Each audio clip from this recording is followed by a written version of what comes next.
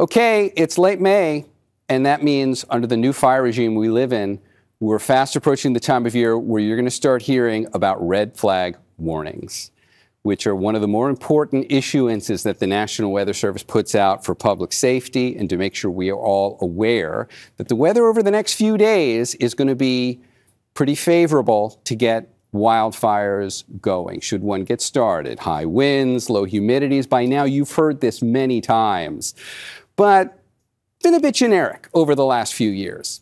When the National Weather Service has put out a red flag warning up until this year, and you're going to hear about the important distinction happening this year, but up until this year, it was really generic. They'd say, all right, North Bay Mountains, you've got a red flag warning.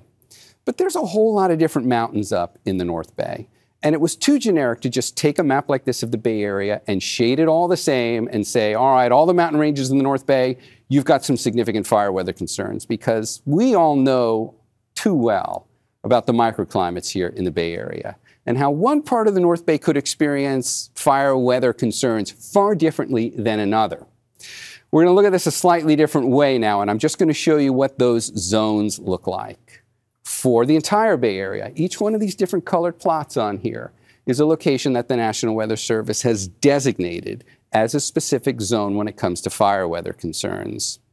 But they all experience this very differently from one another. And I had a conversation with Roger Gass from the National Weather Service. He's the lead forecaster here, one of the lead forecasters here with the Bay Area National Weather Service office. And I just wanted to hear his thoughts on why they are this year changing the way they designate these zones. Here's a bit of our conversation. There's some big differences in the North Bay from one mountain range to the next. And up until this fire season, we weren't really pointing out the differences. So tell me a little bit about how we're going to start doing that. Right, especially in the North Bay, the coastal ranges versus the interior mountains are both meteorologically and climatologically different. Previously, we just said everything above 1,000 feet in the North Bay was one zone, but we realized we were over warning locations closer to the coast, especially during fire weather season. Over warning locations. Let's talk about that for a second. Let's come in for a close-up look at the North Bay. Instead of this being one zone, North Bay Mountains, which is what we've been living with for the last few years, we're now making some very important distinctions. Or I should say the National Weather Service is making some very important distinctions, which we are all now going to get used to and start communicating. See how there's 3 different zones now? Let's come into this first one up here. Those are the mountains that sit up kind of near the coast up in Marin. And that now has an officially designated name. That's going to be the Sonoma Coast Range. Actually, Marin's down here, obviously. Those are the mountains in Sonoma Coast, the Sonoma Coast Range. These down here, let's come in for a closer look at that. That's the Marin Coast Range. So a whole different fire regime exists for the mountains over here near the coast than over here. In fact, that's the third and final zone I want us to look at. This is probably the most important one. That's the North Bay Interior Mountains. The overwhelming majority of red flag warnings that get issued now for the North Bay Mountains are going to be focused over here. And this makes a huge difference for everybody who lives over here, west of 101. And that's what I wanted to ask Roger about. So let's hear some of his thoughts on that. Now, if you live in those coast ranges, if you get a red flag warning, you know to take it serious, because it's not one of those over-issued warnings that go so often without any major consequences. Exactly. We don't want to be crying wolf to the people who live in the coastal ranges when their threat's really inland and not over their area. So this will allow us to better do that.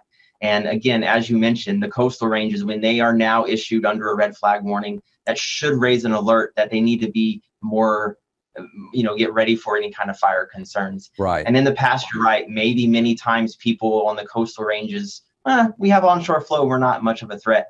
We don't want people to assume something like that anymore. And this zone change is going to help with that. Okay, so if you live West County, Sonoma, West County, Marin, now you know this year, if you get a red flag warning, that is something to take seriously, because National Weather Service is not going to be issuing those as often as they used to. And when you get one, they mean it. That's exactly correct. And it may take the general public a little time to recognize those differences. And hopefully through, through the power of media and getting the word out for us, multiplying the message, that's going to be known. And then forever from here on out, we're going to know that if the threat's interior, it's going to be highlighted as such. And if it's not at the coast, it'll be highlighted as such as well. Okay, North Bay Mountains, this is primarily a subject for you. But we've got other mountain ranges here which also needed a refresh and an update. And that would be in the East Bay. And you've probably heard us talk about that many times over the last several fire seasons. Red flag warning issued for the East Bay Hills. And that covered all of the East Bay Mountains from Mount Diablo down through Mount Hamilton and all the way down well south of there. And that was way too broad and generic of a distinction because, once again, this being the Diablo Range, the whole thing's the Diablo Range, by the way, even though we all think of Mount Diablo as the signature peak there, which it is, but that entire range of mountains is called the Diablo Range. And it does not experience these fire weather conditions similarly. So the first and the most important one, and the new label here, is the East Bay Hills. Not all that new, but East Bay Hills now is specifically going to mean this part of the Diablo Range from, like, say, Mount Hamilton north. And it includes Mount Diablo, it includes the East Bay Hills above Oakland, and it includes the hills that surround the Tri-Valley. So when we get into fire weather season and you just hear simply East Bay Hills, those are the mountains we're talking about. Here's the last one down here, and this is the last addition here, just to kind of differentiate this. Eastern Santa Clara Hills. Here's the Santa Clara Valley. These are the eastern hills just to the east of Santa Clara Valley. Mount Hamilton's actually here, and so is the rest of the Diablo Range south. So this is the area that won't quite have to go under red flag warnings as often, because typically it's farther north where those northeast winds start to come in. You feel it a lot more on Mount Diablo than you ever do down here. Not to say you won't get them down here, but you've gotten included in red flag warnings far more often than you probably needed to over the last decade or so. This new designation is going to fix that. And hopefully this means when you hear you've got a red flag warning for any one of these regions that you live near, that a lot more thought has gone into it, and it's something to pay a lot more attention to maybe than you did in the past. We're going to have a lot of time to go over this over the next 6 months, probably more, of fire season. And this was just a good little introduction to start getting us all oriented to that. That's this week's Weather Extra. Paul Hagen's going to be in next week with another one.